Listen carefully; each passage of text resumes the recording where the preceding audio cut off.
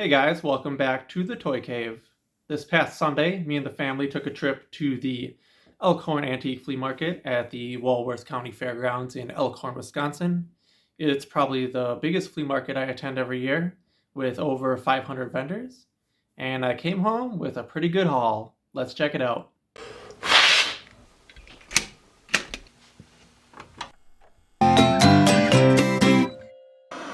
We just walked in. Yeah, lucky you came by this way. Yeah. Or someone else grabbed. What? There's a suction company. Yeah, his name is Leech. What is that? I don't know.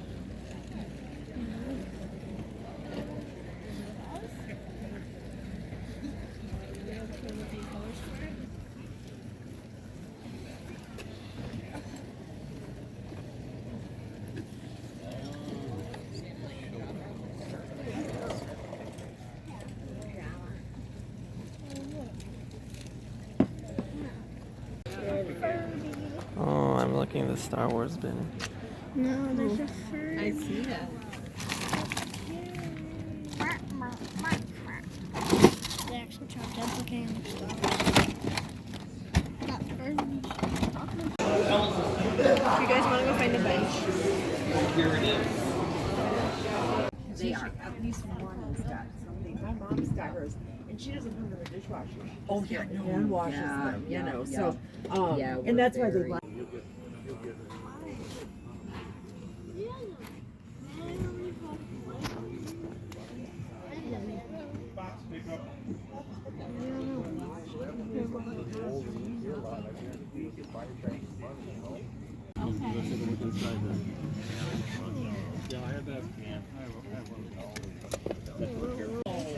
Andy, here's the action train clock.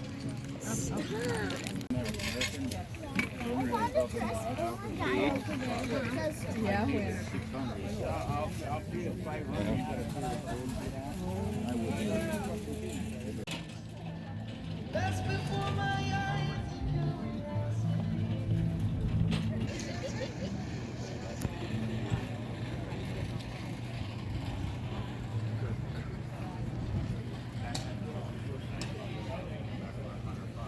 Hello. Hi.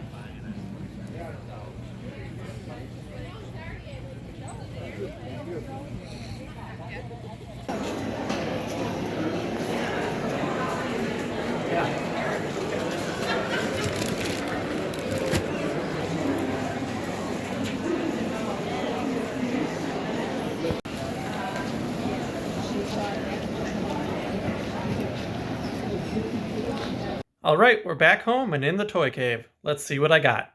I picked up these first 4 figures from the same vendor. This one here is Warbow from Crystar.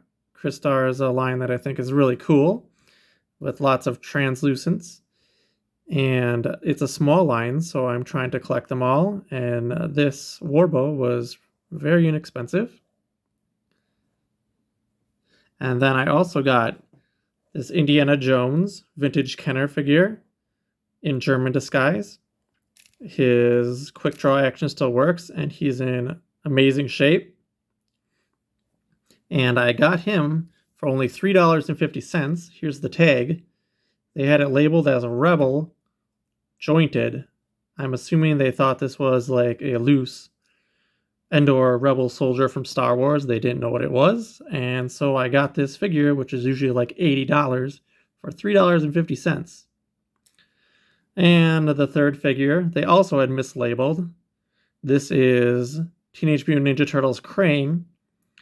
This is the no vein version, which comes with the Krang's android body. And they had this mislabeled in a bag that said Ghostbusters Head Pink. So I got this for a steal of a deal too. And then I just bundled in this Chief Chirpa Ewok with these other 3 since I was buying 3 items anyway. I always bundle to try to get a deal. And I always need more Ewoks for my Endor diorama. I then bought a bag full of vintage Teenage Mutant Ninja Turtles from one vendor. I paid $20 for the whole bag, which I thought was a pretty good deal. This here is just your regular standard Leo, but it's also a soft head Leo, which I don't actually have in my collection, any soft heads. Also came with 4 bombs for the turtle blimp. There's this cute little Slimer Ghostbusters pencil topper was in the bag. Goes on top of a pencil and Slimer spins around. There was also this foot ski vehicle, which is missing almost all of its pieces. But, you know, it came bundled in, so I'll hold on to it and see if I can complete it. Then there's a Sewer Samurai Leo here, who's in really good shape. Came with his sword and the banner holder without a banner on it. But he's very nice. And there's a Sewer Surfer Mikey here. Still got his belt. And a surfboard and the star. He's just missing his crab. Once again, in very good shape. And then the reason I bought the bag is because I needed a Slash. Still got his belt and 2 accessories. And once again, this Slash is in really good shape too. The last thing I bought was a big box full of broken vintage Star Wars vehicles and figures. I mainly bought it for a certain vehicle that I'll show you later. But here's the vintage Kenner figures that were in the box. As you can see, a lot of them are missing hands or arms, legs, heads. But, you know, it was just pretty much a freebie in this box. You never know when you'll find a Boba Fett that needs a leg, and you can easily boil and pop the leg out and use it. So these guys could be donors. And also in the box, another vintage item here was this little desert sail skiff from the Jabba the Hutt Play-Doh set. So I don't know really much use you can have for this. But what I'm going to do with it is all these little pegs that used to be able to hold Play-Doh molded figures have the same size peg as the whole vintage figures. And you could use it as a bit of a figure stand for your vintage Kenner figures. And just as the vintage figures, there was a bag full of more modern Star Wars figures in there, missing all limbs. So we got Anakin with an arm missing, and the rest of these, well, Yoda's missing hands, but the rest of these have all lost their heads. So I don't know what use these are, but, you know, they came in the box, along with this Jedi Starfighter that's missing its canopy. Here's some more items from the box that are basically junk. We've got a TIE Fighter cockpit missing the seat with a really yellow window with a big bullet hole in it. And we've got a land speeder that's pretty much completely trashed. And another trash land speeder, this time the vintage die-cast version.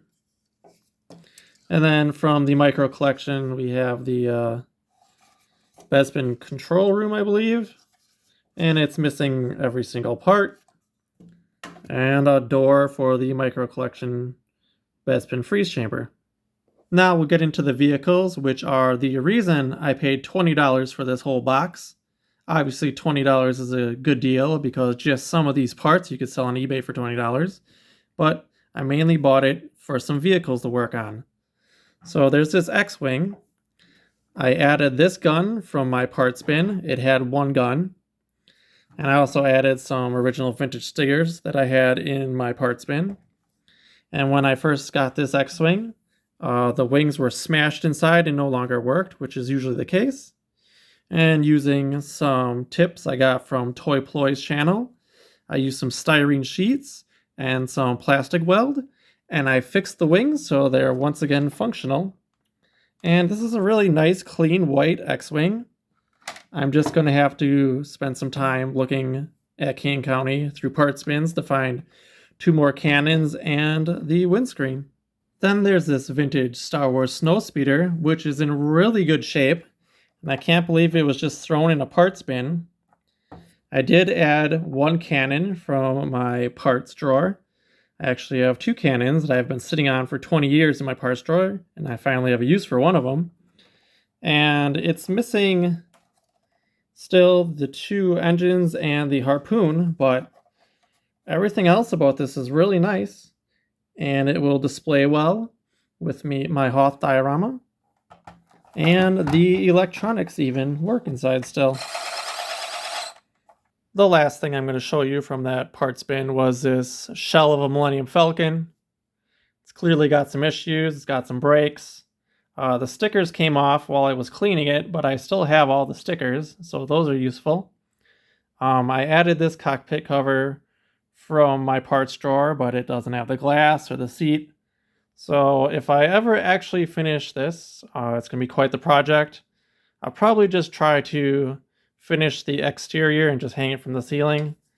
I still have the radar dish from my parts drawer. I just need the bracket to put it on. And I also have the Top Gun, but without the seat and window, you can't connect that. But just a fun project to work on here. I'll continue to look for more parts at Kane County this October. So that's what I picked up from the Elkhorn Flea Market. Pretty good haul for a flea market that's known for selling antiques. Usually I only find a few toys here and there, but had a whole trunk full this time. What do you think about that vintage Star Wars parts box?